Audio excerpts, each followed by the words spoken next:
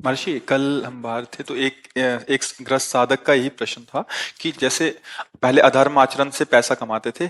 पूज्य महाराज जी की वाणी सुनने के उपरांत मतलब अभी धर्म आचरण से पैसा कमाई हो रहा है, बट अंदर एक धन की इच्छा है कि मैं ज्यादा से ज्यादा कमाऊं ताकि मेरे बच्चे अच्छे से हो या मैं कहीं मकान ले लूं। तो ये भी इच्छा महाराज जी, ये इच्छा भी बाधित है यही करने में? इच्छा तो पाप कर्म कराती है, चाहे जितना वो कोई सफाई पेश करे।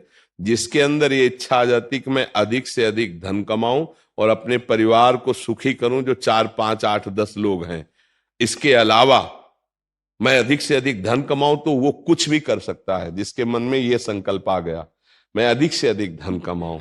धर्मात्मा पुरुष धन की तरफ वृत्ति नहीं रखता, वो धर्म की तरफ वृत्ति रखता है कि मैं अधिक से अधिक धर्म पूर्वक आचरण करूं, भले नमक रोटी खाना पड़े। और आपको सच्ची बताएं, धर्मात्मा पुरुष के बच्चों के लिए धन जमा नहीं करना पड़ता। वो इतने प्रवीण होते हैं, इतने महिमाशाली होते हैं कि वो सब व्यवस्था कर लेंगे। और अधर्मी पुरुष जो अपने बच्चों के लिए अधर्माचरण करके जमा करता है, वो उसी को पीटते हैं, घर से निकाल देते हैं, और इसके बाद उनकी बुद्धि भ्रष्ट होकर ऐसे आचरण करते हैं, वो नष्ट हो जाते हैं। लिख लो, कागज में लिख लो। अधर्माचरण से कमाया हुआ धन न तुम्हें सुखी कर पाएगा, न तुम्हारे बच्चों को सुखी कर पाएगा।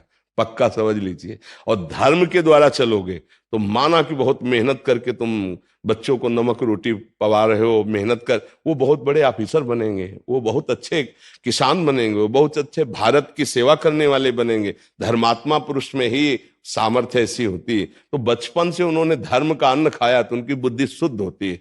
और देखो आज के बच्चे जवाब कैसे दे रहे हैं माता पिता को, क्या सुविधा माता पिता ने नहीं दी। एक नहीं मानते, जो मन में आया सो कर रहे हैं। अगर बोले तो ऐसा जवाब दे देंगे, ऐसा लगता है परिचय में ही नहीं है। मतलब पुत्र की तो बात जाने तो क्या परिचय नहीं है? क्या इतनी सभ्यता नहीं सीखी कि अपने बड़ों से कैसे बात की जाती है? आज का बच्चा जब अपने माता पिता से बात कर रहा हो तो आप उसको सुनिए, उसके संभाषण सुनिए। जहां विद्या से विनय आती है तो पढ़ लिख कर वो कितना असंबद्ध प्रलाप करता है, कैसे वो बातें बोलता है और कैसे उसके आचरण हो रहे हैं। ये सब धन की सुविधा देने पे हो रहे हैं। हम ये नहीं कहते कि आप धन मत कमाओ, धर्मयुक्त कमाओ, लेकिन धन की इतनी भूख पैदा हो जाए तो वो भी पापाचरण कराएगी, तुम संभल ही नहीं पाओगे। पक्का धन की मांग पापाचरण कराएगी ही कराएगी, उसमें स्वयं का दोष है। और धर्म से युक्त धन फिर वो कुल परंपरागत अच्छा चलता रहेगा। 100 रुपया कमा के अगर धर्म से लाओगे और उसकी दाल रोटी केवल खाओगे तो पूरा परिवार चैन से सो लोगे। पक्का विश्वास रखला। और अधर्म से 1 लाख लाओगे ना तो टेबलेट खाने पर भी सही नींद नहीं आएगी और परेशानियां बढ़ती चली जाएंगी। और जो परिवार के सदस्य हैं उसमें पहला रोग पैदा होगा कलह, एक दूसरे के प्रति दोष दर्शन और कलह। परिवार में आकर के अशांत हो जाओगे क्योंकि अधर्म आ चुका है।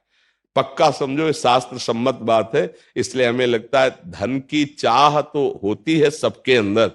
जो भगवान के रहस्य को नहीं जानते हैं उनको लगता है धन की चाह करने से धन अधिक मिल जाएगा और सुखी हो जाएंगे। क्या जिनके पास धन है बहुत ज्यादा वो सुखी हो गए क्या? आप देख लो। नहीं। खूब ऐश्वर्य है, बड़े पदों में, बड़ी महिमा में, और हालत अंदर की जो है वो बहुत दयनीय है। दयनीय। तो धन तो है, पद भी है, व्यवस्था भी है, पर हालत दयनीय है। चिंता, शोक, भय, अशांति, ये ये धन से दूर कर सकते हो, कर लो।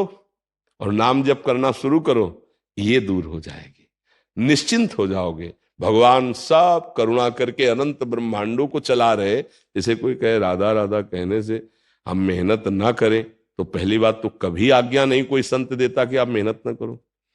कभी कोई शास्त्र आज्ञा नहीं करता कि आप कर्तव्य कर्म ना करो, ऐसा कभी नहीं कहा गया।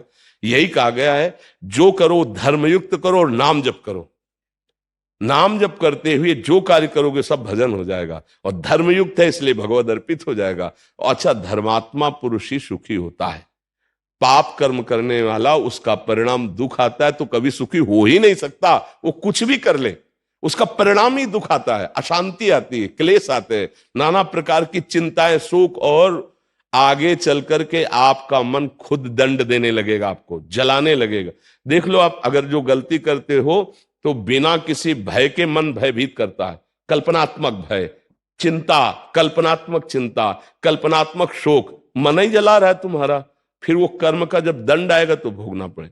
हमें लगता है धन की चाह तो है, पर धर्म से युक्त धन की चाह करो, अधर्म युक्त ना करो। अगर ये कि हम अपनी 7 पीढ़ी के लिए जमा कर ले तो धर्म से नहीं टिक सकते, फिर धर्म से तुम्हें भ्रष्ट होना पड़ेगा, क्योंकि धन प्रधान लक्ष्य हो गया।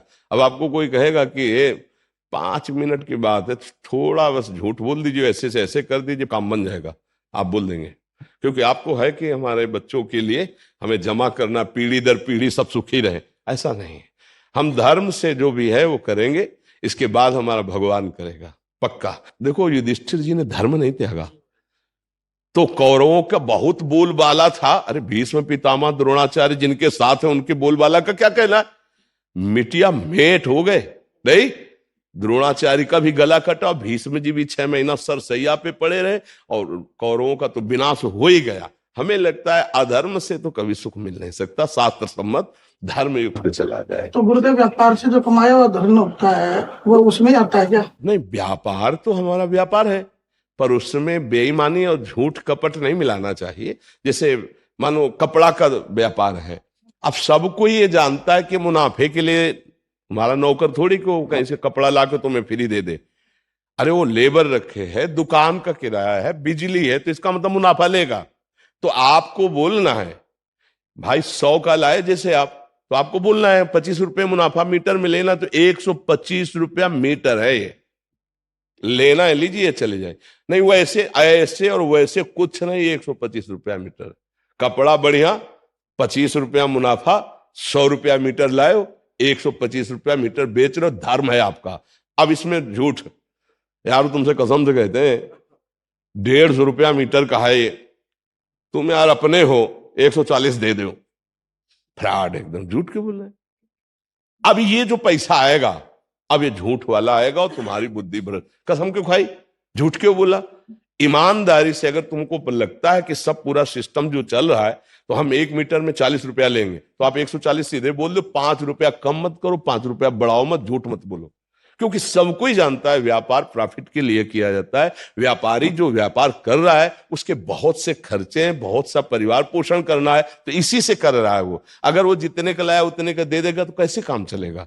तो झूठ नहीं बोलना, सबको पता है मुनाफा लेगा, तो जितना हम निश्चय किया है धर्मयुक्त, कुछ राजकीय विभाग की भी मर्यादाएं हैं कि आप इस सामान को इतना बेच सकते हैं, तो आप उतना लगा दीजिए कर, और उतना उसके हिसाब से बेच। कोई व्यापार में नहीं, कहीं भी नहीं।